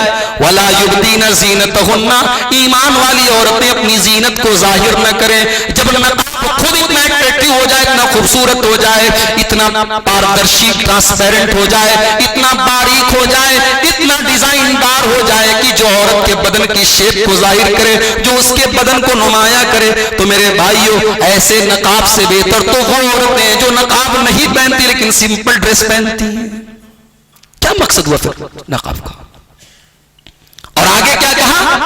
वल यज़रिबना बिखुमुरिहिन्ना अला जुयूबिहिन्ना, और ऐ मोमिना औरतों, तुम जब घर में भी रहा करो अपने भाई के सामने, अपने बाप के सामने, तो घर में भी तुम अपने दुपट्टे को अपने गरेबानों पे रखा करो। तुम्हारा ड्रेस ऐसा न हो कि तुम्हें अपने बदन का होशो हवास न रहे। घर के अंदर वो रिश्तेदार जिनसे पर्दा नहीं करना, उनके सामने भी औरत का ड्रेस ऐसा हो कि उसका दुपट्टा उसके गरेबान पर हो, उसको अपने बदन का होश हो, ऐसा ना हो कि जैसे चाहे वैसे कपड़े पहनकर घूमे। फिर आगे अल्लाह ताला ने लिस्ट बताई कि किससे किससे पर्दा नहीं करना है। फिर लिस्ट बताने के बाद फरमाया वला यज़रिबना बिअरजुलिहिन्ना लियुअलम मा युख्फीना मिन ज़ीनतिहिन्ना, ऐ मोमिना औरतों, तुम जब घर के अंदर चला करो या बाहर मार्केट करने भी जाया करो तो इतना जोर जोर से न चला करो। तुम्हारे चलने का ऐसा अंदाज न हो कि तुम्हारे पायल की आवाज भी बाहर निकले और तुम्हारे पायल की आवाज गैर मर्दों के कानों तक जाए। पता ये चला कि औरत के पायल की आवाज भी उसकी जीनत है और उसको भी छिपाने का हुक्म दिया गया है। जिस औरत के पायल की आवाज को भी जीनत कहा गया, आज वो औरत सर से पैर तक अपने बदन की नुमाइश करती है, अपनी खुशबुओं से दूसरों को महसूस करती है, तो इंसान के लिए ज़िनाकारी और बदकारी के रास्ते नहीं खुलेंगे। इस्लाम ने हर दरवाजा बंद किया है। मोबाइल है, मोबाइल ने वो काम किया है जो कभी दुनिया में पॉसिबल नहीं था। इस मोबाइल ने वो काम किया है। आइए पहले एक हदीस पढ़ के सुनाता हूं, तब आपको बात समझ में आएगी। हदीस सुनिए। अल्लाह के प्यारे नबी फरमाते हैं, ला यख्लुवन्न रजुलुन बिम्रातिन, कोई मर्द किसी औरत के साथ अकेले में न रहे, कोई मर्द किसी अजनबी औरत के साथ, पराई औरत के साथ तन्हाई में न रहे। इसलिए कि जब कोई मर्द किसी औरत के साथ तन्हाई इख्तियार करेगा तो तीसरा वहां पर शैतान जरूर होगा। अब आज औरत को हटा के मोबाइल रख लो, मर्द है और मोबाइल है, जरा सी एक क्लिक पर तमाम दुनिया भर की पोर्न साइटें खुल जाएंगी, दुनिया भर की बेहयाई के मनाजिर सामने आ जाएंगे, वो चीजें सामने आ जाएंगी जो जानवर भी नहीं करते। अल्लाह के नबी क्या फरमा रहे हैं कि कोई मर्द किसी औरत के साथ तन्हाई न इख्तियार करे, क्योंकि तीसरा शैतान होता है। शैतान इंसान को गुनाह में डाल सकता है। आज वही काम मोबाइल के जरिए हो रहा है। इंसान तन्हा है, बेडरूम में अकेला लेटा है, उसके हाथ में मोबाइल है, इंटरनेट का पैक उसके पास मौजूद है, तमाम दुनिया भर की बेहुदा साइटें मौजूद हैं। इंसान को अब इस सिचुएशन में गुनाह से अगर कोई चीज बचा सकती है तो अल्लाह का डर बचा सकता है, और कोई चीज नहीं बचा सकती, कोई चीज नहीं बचा सकती सिवाय अल्लाह के डर के। अरे इस्लाम तो वो मजहब है जो औरत को बात करने का तरीका भी सिखाता है कि अगर कभी ऐसी सिचुएशन आ जाए, ऐसे हालात आ जाए कि एक औरत को किसी गैर मर्द से बात करना पड़ जाए तो औरत बात कैसे करे। कुरान का 22वां पारा उठाओ, अल्लाह फरमाता है, ऐ ईमान वाली औरतों, जब तुम्हें किसी अजनबी आदमी से बात करना पड़ जाए, फला तखजान बिल कौल, तो तुम्हारी बात के अंदर बहुत ज्यादा लचक नहीं होनी चाहिए, तुम्हारी बात के अंदर बहुत ज्यादा मिठास नहीं होनी चाहिए। औरत की आवाज में भी एक फितना है, एक अट्रैक्शन है, एक कशिश है, एक अपनी तरफ खिंचाव है। अगर एक औरत किसी अजनबी मर्द से बहुत ज्यादा अपनाइयत के साथ बात करेगी तो कुरान क्या कहता है, फयतमअल्लज़ी फी क़ल्बिही मरज़, अगर सामने वाला कमजोर दिल और दिमाग का मालिक है, अगर उसकी नीयत में खोट वाली है, अगर वो कैरेक्टर का लूज इंसान है तो तुम्हारे साथ गलत करने की कोशिश करेगा। अल्लाह अकबर। अल्लाह तेरा कैसी तूने शरीयत हमें दी है कि जिसके अंदर कदम कदम पे इंसान की नफ्सियात और फितरत का ख्याल रखा गया है। हमारे प्राइम मिनिस्टर साहब का बयान भी आपने सुना, और औरत हज करने बगैर महरम के जा सकती है? अब हमारे वजीर आजम साहब को कौन बताने जाए कि जनाबे आली, ये तो आप हज की बात कर रहे हैं, औरत तो एक जनरल सफर में, एक आम सफर में, करनूल से अगर हैदराबाद भी जाना हो 210 किलोमीटर का सफर है, बेंगलोर जाना हो 500-600 किलोमीटर का सफर है, तो इस सफर में भी अल्लाह के नबी फरमाते हैं ला तुसाफिरुल मरअतु इल्ला व माहा मुहरिमुन, औरत बगैर महरम के सफर न करे। अब इसको आप तकियानूसी कहिए, फंडामेंटलिज्म कहिए, पुराने जमाने की सोच कहिए, मगर इस्लाम ने औरत के प्रोटेक्शन का एक तरीका बताया है कि औरत की इज्जत महफूज रहनी चाहिए, उसको अकेला नहीं छोड़ा जाना चाहिए, उसका भाई उसके साथ होना चाहिए, उसका बाप उसके साथ होना चाहिए, उसका शौहर उसके साथ होना चाहिए, वो अकेली सफर न करे। ये तो आम सफर है। हमारे वजीर आज़म साहब को कौन बताने जाए हज तो सफर नहीं है, इबादत है। हज तो इबादत है, हज तो इस्लाम का एक रुकन है, हज तो इस्लाम की बुनियाद है। हज के अंदर कैसे इजाजत दी जा सकती है कि औरत बगैर महरम के जाए, औरत करोड़पति और अरबपति भी हो जाए, इस्लाम कतई इस बात की इजाजत नहीं देता है कि औरत बगैर महरम के हज करे। बुखारी मुस्लिम की रिवायत है, अल्लाह के नबी के पास एक सहाबी आते हैं और कहते हैं अल्लाह के रसूल, मैंने फला फला गजवे में अपना नाम लिखवाया है और मेरी औरत हज करने गई है। अल्लाह के नबी ने फरमाया कि तुम गजवे में मत जाओ, तुम जिहाद में मत जाओ, नाम कटवाओ और पहले जाओ अपनी औरत के साथ, इसलिए कि तुम्हारी औरत बगैर महरम के हज नहीं कर सकती। लेकिन मैं आपको बताऊं, वजीर आजम साहब को मौका दिया है हमारे और आपके घर की लड़कियों ने, वो कहते हैं 1300 औरतों की एप्लीकेशन आई है जो बगैर महरम के हज पे जाना चाहती है। क्या तरबियत कर रहे हैं हम अपनी बच्चियों की? क्या ये सीख रही हैं? क्यों हमारे घरों से हजरत फातिमा के जैसा किरदार नहीं पैदा हो रहा है? ये लड़कियां, ये औरतें जो कॉलेजों में और यूनिवर्सिटियों में जरा सी हायर एजुकेशन क्या हासिल करती है, जरा सी डिग्री क्या हासिल करती है, इस्लाम के बारे में कुछ पता नहीं, शरीयत के बारे में कुछ पता नहीं, टीवी पे बैठ के डिबेट में हिस्सा ले रही, इस्लाम को गालियां दे रही है, मुसलमानों को गालियां दे रही है। इस्लाम के बारे में वो बात करें जिसने इस्लाम को पढ़ा हो, स्टडी किया हो। इस्लाम के बारे में वो बात करें जिसने शरीयत का मुताला किया हो। और शरीयत से नाबलद औरतें आज टीवी पर बैठकर इस्लाम की बदनामी का सबब बन रही है। मेरे भाइयों, इसके लिए हम और आप जिम्मेदार हैं। मैं ये नहीं कहता कि आप अपनी बच्चियों को हायर एजुकेशन, उन्हें आप हायर एजुकेशन से पढ़ाएं लिखाएं, मगर अल्लाह के वास्ते उन्हें कुरान भी सिखाएं, उन्हें हजरत फातिमा की सीरत भी पढ़ाएं, उन्हें हजरत खदीजा की जिंदगी भी बताएं, उन्हें बताएं कि मुसलमान औरत की क्या ड्यूटीज होती है, क्या रिस्पॉन्सिबिलिटीज होती है, क्या जिम्मेदारियां होती है। जिनाकारी के तमाम चोर दरवाजों को इस्लाम ने बंद किया है। एक वाकया देखिए, एक सहाबी है, नाम क्या है? मरसद बिन अबी मरसद सहाबी का नाम है, नौजवान सहाबी है। ये बेचारे मक्का से मुसलमान कैदियों को छुड़ाते हैं और मदीना लाके पहुंचाते हैं। मक्का से मदीना के बीच में डिस्टेंस कितना है मालूम है? 480 किलोमीटर, 480 किलोमीटर। और ये वो जमाना था, आज की तरह चमचमाती रोड नहीं थी, पहाड़ों का रास्ता था, जंगलों का रास्ता था। जैसे भी मैं विजयवाड़ा से करनूल आया हूं तो जंगलों और झाड़ियों का रास्ता तय करके आया हूं। हमारे जिम्मेदार लोग बोले कि मौलवी साहब रात को सफर मत कीजिए, वो बहुत खराब रास्ता है। वो 480 किलोमीटर का सफर तय करके मक्का से मदीना जा रहे हैं, किस लिए? कि मुसलमान कैदी जो मुशरिकों के कब्जे में, उनको छुड़ा के उनको बचा के लेके जाते हैं। ये जज्बा है उनके अंदर कि अगर मेरे अंदर ताकत, मैं बॉडी बिल्डर हूं, मेरे बदन में ताकत है, तो ये ताकत इस्लाम के लिए यूज होनी चाहिए। हजरत मरसद रजी अल्लाह तआला अन्हु इस्लाम लाने के पहले एक औरत के साथ उनकी दोस्ती थी, ताल्लुक था, संबंध था, रिलेशन था। वो औरत बदचलन थी, उस औरत का नाम अनाक था। हजरत मरसद रजी अल्लाह तआला अन्हु जब मक्का से मदीना जा रहे हैं कैदी को लेकर, रास्ते में इत्तेफाक से चांदनी रात थी, बिल्कुल रोशनी वाली रात थी। इत्तेफाक से रास्ते में उस औरत का मकान पड़ गया, अनाक नाम की उस औरत का। वो अपने घर की खिड़की से झांक रही थी, हजरत मरसद पर नजर पड़ गई। तिरमिज़ी के अल्फाज है, वो कहती है मरहबन व अहलन हलुम्मा बित इंदनल लैला, ऐ मेरे महबूब, महबूब मरसद, आज आवाज की रात तुम हमारे साथ गुजारो, मैं इस्तिकबाल करती हूं अपने घर में, आज की रात हम दोनों दादे ऐश देंगे। रात का वक्त है, एक जवान और खूबसूरत औरत हजरत मरसद को दावत गुनाह दे रही है, दावत ज़िना दे रही है। कौन सी चीज रुकावट है?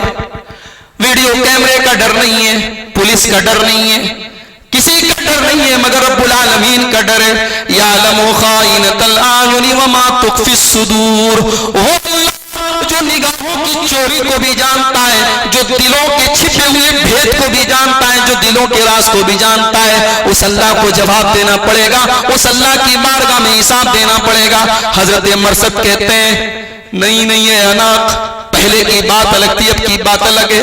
अब मैं मुसलमान हो चुका हूं, मैं इस्लाम ला चुका हूं, मैं मोहम्मद रसूलुल्लाह का कलमा पढ़ चुका हूं, और इस्लाम के अंदर जिना की कोई इजाजत नहीं है, जिना की कोई परमिशन नहीं है, मैं तुम्हारे इस दावत को कबूल नहीं कर सकता हूं। हजरत मरसद आगे बढ़ गए, औरत मक्कार थी, चिल्लाने लगी, या अहलल खियाम हाज़ल लज़ी यहमिलु सराकुम, ओ लोगों जल्दी से उठो, देखो तुम्हारे कैदी को लेके भाग रहा है। लोगों की नींद खुलती है, लोग लाठी डंडा लेके दौड़ाते हैं। हजरत मरसद बेचारे किसी तरीके से अपनी जान बचाते और मदीना पहुंचते हैं। जब मदीना पहुंचते हैं, नबी अकरम के पास आते हैं, पूरा वाक़या अल्लाह के नबी को बताते और बताने के बाद कहते हैं, आए अल्लाह के नबी मैं एक सवाल करना चाहता हूं, एक सवाल करना चाहता हूं। क्या सवाल है? कहा अल्लाह के नबी,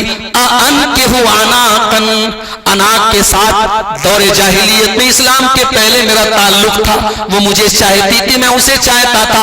आज की डेट में मैं इस्लाम ला चुका हूं, लेकिन वो अभी भी काफिर और मुशरिक है, और अभी भी वो बेहयाई के काम करती है, बदचलन है, लेकिन मेरे दिल में उसकी मोहब्बत मौजूद है। आए अल्लाह के नबी, क्या मैं अनाक से निकाह कर सकता हूं? क्या मैं उससे शादी कर सकता हूं? अल्लाह के नबी ने कोई जवाब नहीं दिया, इसलिए कि अभी जवाब ऊपर से आया नहीं। वमा यंतिकु अनिल हवा इन हुवा इल्ला वह्यु यूहा, मेरा नबी अपनी मर्जी से कोई जवाब नहीं देता है। हजरत जिब्रील अलैहिस्सलाम आ जाते हैं और सूरह नूर की आयत करीमा नाजिल हो जाती है, अज़्ज़ानी ला यनकिहु इल्ला ज़ानियतन औ मुशरिकतन वज़्ज़ानियतु ला यनकिहुहा इल्ला ज़ानिन औ मुशरिक व हुर्रिम ज़ालिका अलल मोमिनीन। सूरह नूर की आयत उतर जाती है, ऐ ईमान वालों, ज़िनाकार औरत से मोमिन की शादी नहीं हो सकती है, ज़िनाकार मर्द से मोमिना औरत की शादी नहीं हो सकती है। कितने केस हैं हमारे समाज में, मुसलमान घर की लड़की भाग गई, भाग के शादी की गैर मुस्लिम के साथ, मुशरिक के साथ, कोई फर्क नहीं है, उसको जिंदगी गुजार रही है।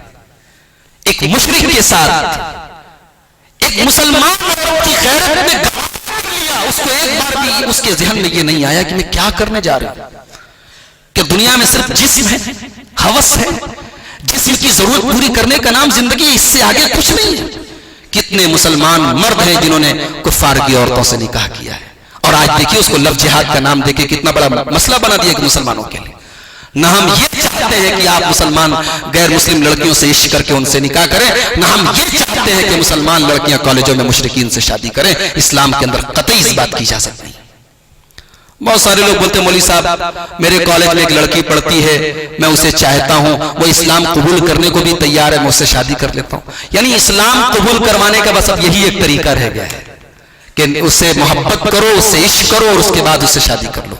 मेरे भाइयों, ये इस्लाम की तबलीग का तरीका नहीं है, ये अल्लाह के नबी ने, सहाबा ने, सलफ सालेह ने ये तरीका नहीं बताया है जो आज हमारे कॉलेजों में और कैंपसेस में चल रहा है। ये बेखुदगी है, ये ज़िनाकारी है, ये हवस की तस्कीन है। और अभी आप देखें तलाक का मसला चल रहा है ना, क्या समझते हैं आप इसके पीछे क्या क्या मकसद है? आपको कुछ आइडिया है? ये तलाक बिल पास किया, कराने की कोशिश हो रही है, अभी लोकसभा में पास हो गया, राज्यसभा में पास नहीं हो पाया, इसके पीछे क्या मकसद है? मकसद ये है कि तलाक को इतना मुश्किल कर दिया जाए कि इंसान तलाक तो छोड़ो, शादी करने के पहले भी 1000 बार सोचे।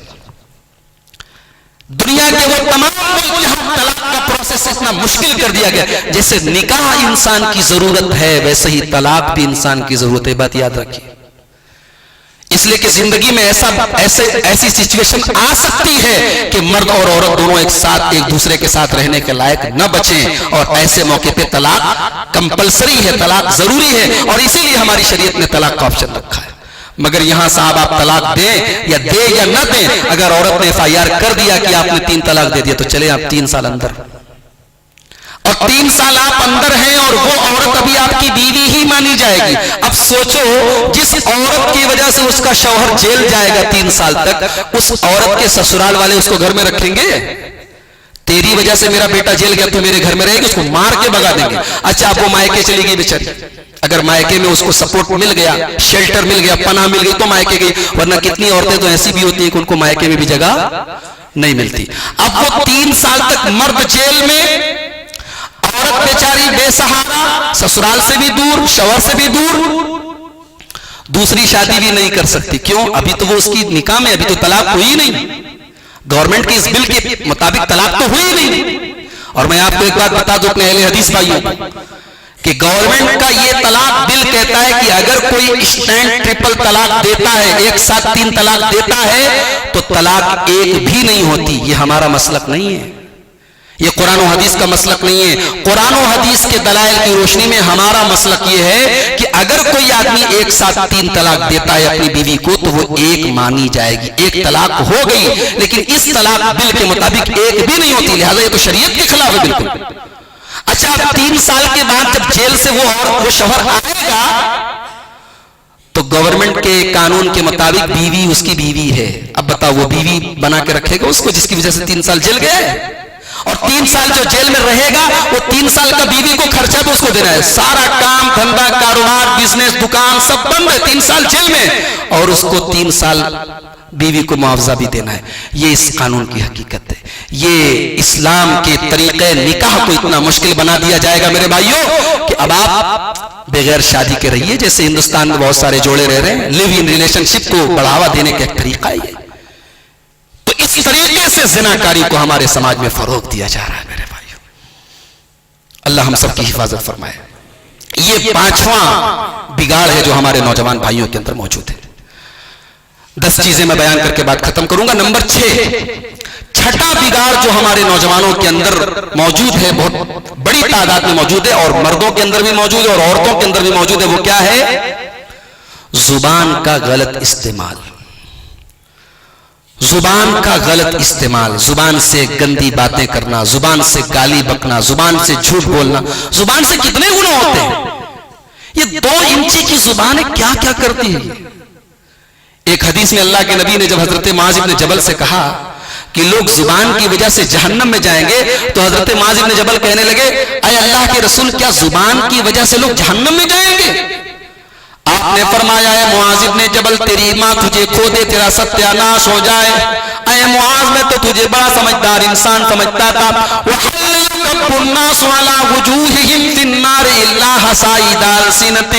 अय मुआज़ इब्न जबल, जहन्नम में लोग अपनी नाक के बल घसीट के इसी जुबान की वजह से जाएंगे, गीबत की वजह से जाएंगे, झूठ की वजह से जाएंगे, गाली की वजह से जाएंगे। मेरी माओ बहनों, अल्लाह के रसूल की अलग से हदीस है। अल्लाह के नबी फरमाते हैं, इन्नी उरीतु कुन्ना अक्सर अहलिन नार, मैंने जहन्नम में औरतों को ज्यादा देखा है। एक औरत खड़ी हो जाती है, अय अल्लाह के नबी आपने क्यों देखा है? फरमाया, सिर में लान, तुम जुबान से बहुत ज्यादा लान तान करती हो, तुम जुबान से बहुत बेहुदा बातें करती हो। वह तकफुरनल अशीर, शौहरों की नाशुक्री करती हो। अल्लाह के नबी फरमाते, मय्यज़मन ली मा बैन लिह्यैहि व मा बैन रिजलैहि, अपनी जुबान की गारंटी दे दो, अपनी शर्मगाह की गारंटी दे दो। अज़मन लहुल जन्नह, मैं तुम्हें जन्नत की गारंटी देता हूं। जुबान की हिफाजत करो मेरे भाई। कोई बात बोलने से पहले हमारा इस्लाम कहता है तौल के बोलो। अच्छा, जब जुबान का गलत इस्तेमाल करना मना है, तो मोबाइल भी तो जुबान की एक शक्ल है। मोबाइल से कॉल करना, मोबाइल से मैसेज करना, मोबाइल से कोई चीज शेयर करना, ये भी तो कोई अपनी बात आगे बढ़ाने की एक शक्ल है। कुछ भी मैसेज आया कि इलाहाबाद में एक मस्जिद को जला दिया गया। एक मस्जिद की फोटो आई और नीचे लिखा था, देखिए ये मस्जिद इलाहाबाद में, इसको जला दिया गया। आपने फौरन उसको खटाखट में 100 दोस्तों को शेयर कर दिया कि बहुत सवाब का काम है। पहली बात तो यह कि आपने तहकीक की, आपने पता किया कि ऐसी कोई मस्जिद जलाई गई है कि नहीं, आपने इलाहाबाद के लोगों से कांटेक्ट किया नहीं किया। दूसरी बात है कि अगर ये वाकया हुआ भी है तो इसको शेयर करके आप क्या कर रहे हैं, इसको शेयर करके आप डर पैदा कर रहे हैं। और कितने दंगे हो चुके हैं हिंदुस्तान के अंदर इसी सोशल मीडिया के गलत इस्तेमाल से। मेरे भाइयों, मैं अपने नौजवान साथियों से खास तौर से कहना चाहता हूं, बहुत एहतियात करो। अल्लाह ताला कुरान में कहता है कि आंख, इन्न समा वल बसर वल फुआदा, आंख का हिसाब होगा, नाक का हिसाब होगा, दिल का हिसाब होगा, तो इस मोबाइल का भी हिसाब होगा। क्या शेयर किया आपने, क्या भेजा। आज हमारे कितने नौजवान हैं महाराष्ट्र के अंदर, मुंबई के अंदर, हैदराबाद के अंदर, जो इसी इंटरनेट पर उन्होंने लिटरेचर पढ़ा IAS का और मुतासिर हुए और अपने भी खुद भी बर्बाद हुए और पूरी फैमिली आज उनकी वजह से परेशान है, पूरी जमात उनकी वजह से परेशान। इंटरनेट पर, मोबाइल पर इस्लाम के नाम पर पेश किया जाने वाला हर लिटरेचर इस्लाम नहीं है। वहां कादियानी भी बैठे इस्लाम की शक्ल में, वहां शिया भी बैठे इस्लाम की शक्ल में, वहां दहशतगर्द तंजीमें भी इस्लाम का नाम लेके बैठी हुई हैं। आपको बहुत अलर्ट रहने की जरूरत है। इसीलिए मैं आप सब नौजवान भाइयों से कहता हूं कि अपने उलमा से, जो किताब सुन्नत के जानकार है, जो मुस्तनद उलमा है, जो ऑथेंटिक उलमा है, जो बाशऊर उलमा है, उनसे राब्ते में रहें और कोई भी कदम उठाने के पहले उनसे मशवरा किए बगैर कदम न उठाएं, वरना आप खुद भी बर्बाद होंगे और अपनी पूरी जमात की बदनामी का सबब बनेंगे। जिम्मेदार बने आप। हमारा इस्लाम हमें जिम्मेदार बनने की तालीम देता है। सुनी सुनाई बात फैलाना, शेयर करना गुनाह है, मुसीबत की जड़ है, कितने दंगे और फसाद की जड़ है। नंबर 7, हमारे नौजवान भाइयों में 7वां बिगाड़ यह है, अक्सरियत के अंदर कैरियर की फिक्र है, फ्यूचर की फिक्र है, नौकरी की फिक्र है, बिजनेस की फिक्र है, आखिरत की कोई फिक्र नहीं। मैं नहीं कहता आप बिजनेस की फिक्र करें, फ्यूचर प्लानिंग करें, कैरियर प्लानिंग करें, मगर आखिरत की भी फिक्र करें। हमारा टारगेट दुनिया नहीं है मेरे भाइयों, हमारा टारगेट आखिरत है। अल्लाह ताला कुरान में कहता है, बल तुज़िरूनल हयातद दुनिया, मेरे बंदो तुम हर मामले में दुनिया को प्रायोरिटी देते हो, दुनिया को प्रीफर करते हो, वल आखिरतु खैरुन व अबक़ा, जबकि आखिरत की जिंदगी तो ज्यादा बेहतर है, ज्यादा बाकी रहने वाली है। दुनिया 60 साल की है, 70 साल की है, उसके बाद मरना है और सब कुछ छोड़ के जाना है। वहां जहां हमेशा रहना है, या तो जन्नत है या जहन्नम है, वहां की तैयारी करो। अल्लाह के नबी फरमाते हैं, तिरमिज़ी की रिवायत है, मन कानतिल आखिरतु हम्महु, जो आखिरत को अपनी जिंदगी का टारगेट बना ले, जो आखिरत को अपनी जिंदगी का मिशन बना ले, अल्लाह के प्यारे नबी फरमाते हैं, जअलल्लाहु गिनाहु फी क़ल्बिही, अल्लाह ताला उसके दिल को अमीर बना देगा, दिल का मालदार बना देगा, उसके दिल को हर टेंशन से आजाद कर देगा। व जमा लहू शमलहू, अल्लाह ताला उसकी हर प्रॉब्लम को सॉल्व कर देगा। वही और जो दुनिया को छोड़ के आखिरत की फिक्र करेगा, दुनिया खुद चल के उसके पास आएगी। कितने हमारे नौजवान भाई हमेशा वो फैशन के पीछे भाग रहे हैं। कौन सी ब्रांड की जींस मार्केट में चली है, अगर वो ऐसी जींस चली है जो यहां वहां से फटी रहती है तो फटी वाली पहनेंगे। मैं तो कभी कभी हैरत में पड़ जाता हूं अपने बाज नौजवानों की पैंट देख के, ऐसी ऐसी फटी लग रहा है कि 1970 से पड़ी हुई थी, अब जाके इसको निकाला, पूछो ये क्या है तो पता लगा फैशन। बाल देखो तो भालू की तरह बाल है, बंदर की तरह बाल है, कोई हरे कलर से बाल को रंग रहा है। यही मामला औरतों के साथ भी है, फैशन के पीछे भाग रहे हैं। इस्लाम कबूल करने के बाद भी फैशन, ईमान के अंदर आने के बाद भी फैशन। अल्लाह के नबी के एक सहाबी थे, मुसअब इब्न उमैर रजी अल्लाह ताला, बड़े फैशनेबल थे, इतने बड़े फैशनेबल थे कि ये जो खुशबू लगा के गुजरते थे पूरे मक्का में, वो खुशबू कोई नहीं लगाता था। इनका जूता यमन से आता था, हजरमूत से इंपोर्टेड जूता पहनते थे उस जमाने में, 1400 साल पहले। जो कपड़ा सुबह को पहनते थे, शाम को कपड़ा नहीं पहनते थे, रोजाना नया कपड़ा, दोनों टाइम नया कपड़ा। करोड़पति बाप के बेटे थे। मगर जब इस्लाम लाते हैं, अल्लाह के नबी का कलमा पढ़ते हैं, माँ बाप घर से निकाल देते हैं। और सहाबा कहते हैं कि हमने अपनी आंखों से देखा कि वही मुसअब इब्न उमैर जिसके फैशन की, जिसके कपड़ों की मिसाल दी जाती थी, पैबंद लगे टाट के दो बोसीदा से कपड़े पहन के नबी अकरम के पास आया करते थे। सहाबा आंखें भरते थे इनके कपड़े को देख करके, अल्लाह ये वही नौजवान है। और जब यही मुसअब इब्न उमैर ग़ज़वे उहुद के मौके पर इनका इंतकाल होता है, शहादत होती है, तो ऐसी कसम पुरसी का आलम है कि कफन के कपड़े नहीं है, कफन के कपड़े नहीं है, सर ढका जाता है तो पैर खुल जाता है, पैर ढका जाता है तो सर खुल जाता है। इतना बड़ा कफन भी नहीं है कि पूरा उनको ढका जा सके। अल्लाह, ये वो करोड़पति बाप का बेटा है, इस्लाम के लिए इसने दुनिया को कुर्बान कर दिया है। आज इसको कफनाया जा रहा है तो कफन के कपड़े नसीब नहीं है। मेरे भाइयों, दुनिया ही सब कुछ नहीं है। अच्छा खाओ, अच्छा पहनो, बिजनेस करो, नौकरी करो, लेकिन टारगेट मत बनाओ कि दुनिया ही को बेहतर बनाना है। अल्लाह के नबी फरमाते हैं आखिरत को अपना टारगेट बना लो, दुनिया चल के आएगी।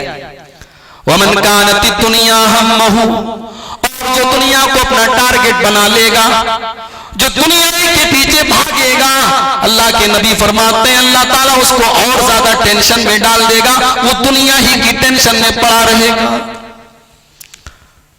आखिरत की तैयारी की फिक्र हम सब अपने दिलों में पैदा करें। नंबर 8, आठवां बिगाड़ जो हमारे नौजवान भाइयों के अंदर है, जिम्मेदारी का एहसास नहीं।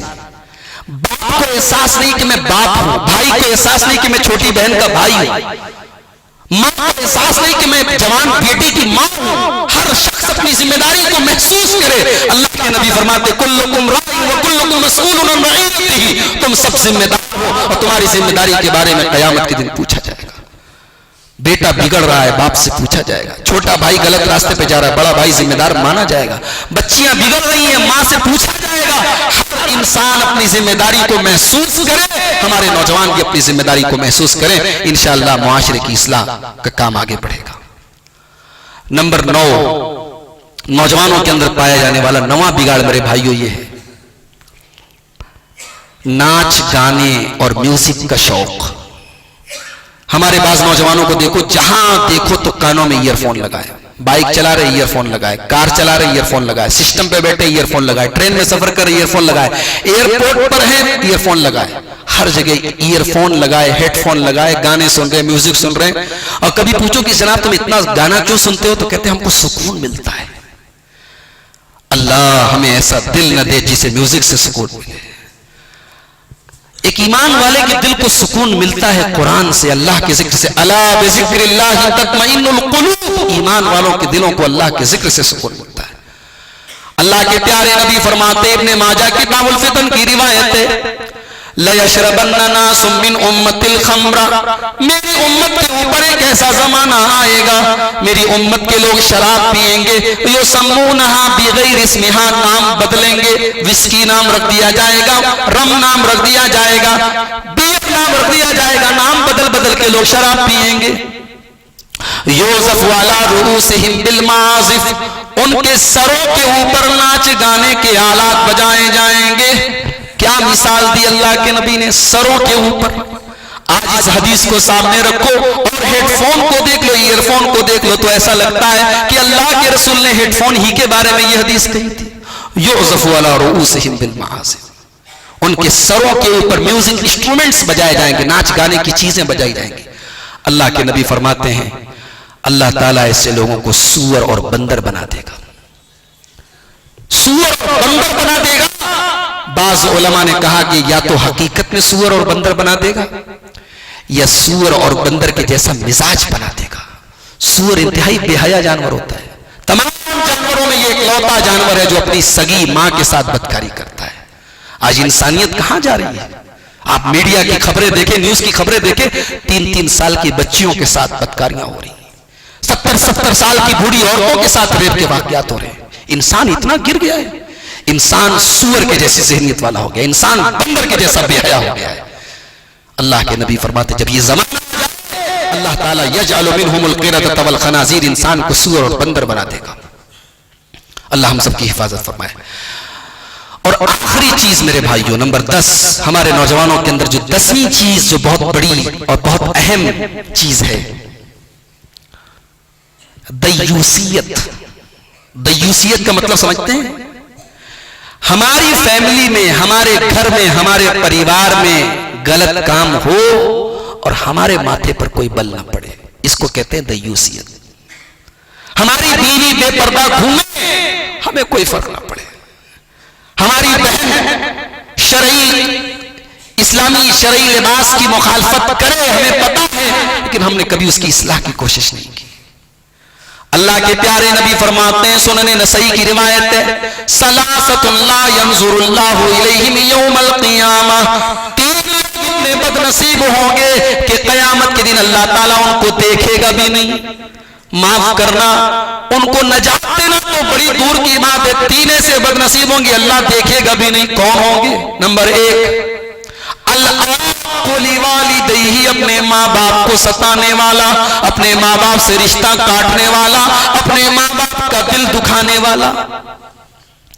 किसी जायज मामले को लेके माँ बाप से डिफरेंस हो सकता है बच्चों का।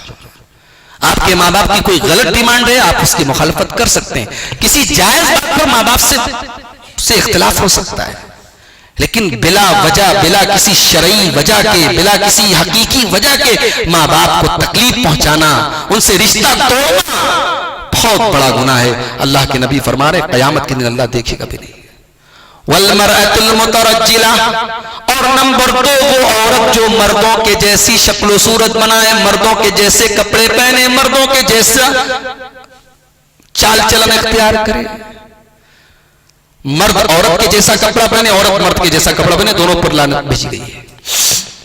और तीसरी और आखिरी चीज, वद्दयूस, बेगैरत मर्द। इस्लाम गैरत वाला मजहब है।